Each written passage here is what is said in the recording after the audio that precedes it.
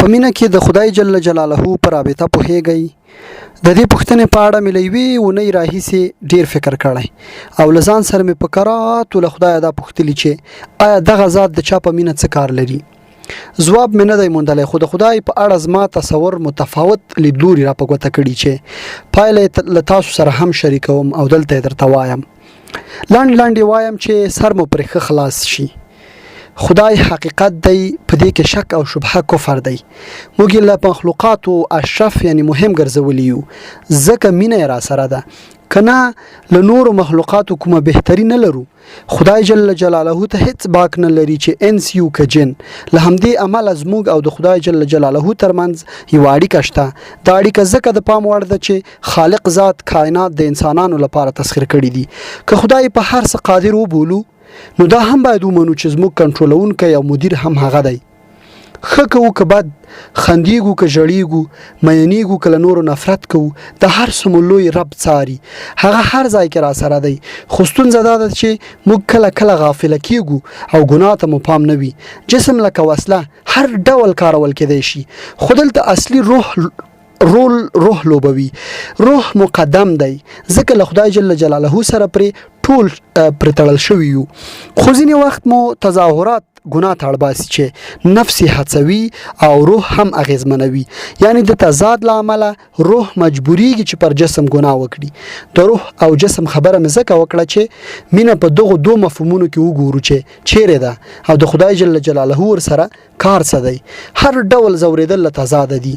ګناه به رانه شوي وي چې ځورېږو، او برعکس له نفس سره به مو مبارزه کړې وي چې محبت کوو او خلکو ته درنښت ورکوو.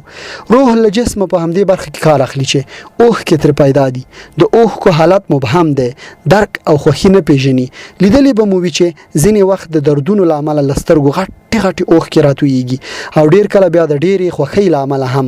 لنډه دا چې په یادو حالاتو کې د خدای جل جلاله داسې پام چې د سترګو په رپ کې هم له نظره نشو لرې کېدلی، دا چې د هغه بندګانو ته درنښت لرو او له ځینو سره آن د مینې کولو تر بریده رسیږو، نو ښکاره ده چې په دغو حالاتو کې پر موږ نظر نور هم ډیریږي.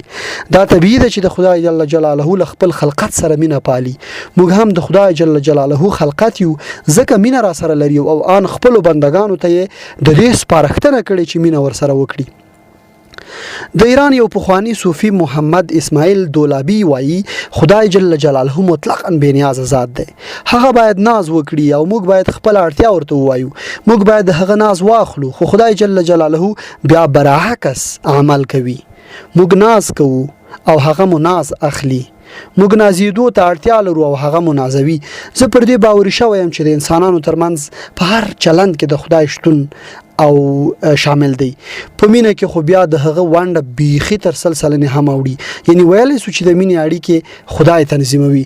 هر څه چې پیښیږي دغه په اراده وي. دا چې موږ ته کله کله د ځینو خبرو او چلندونو فرصت راکوي د دې لپاره چې د تعقل او فکر وکړو او په خپل د هر شي مسؤل اوسو. دغه مدیریت یو شرط لري چې ډیر پیچلی دی، دومره ډیر چې آن نږدې شرک ته سړی پرې رسیږي. احتیاط او پر ځان بشپړ باور ته اړتیا لري.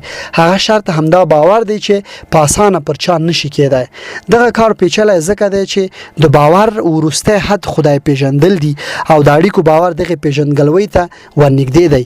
یعنی که څوک باور کوي نو سمدستي به د ځان د تسلیمۍ پاڼه هم لاسلیک کوي، څو اړیکې اوږدمهاله شي. دومره باور لکه پر خدای جل جلاله یې چې لرو، هغه که ووایي چې شه همغسې کیږي.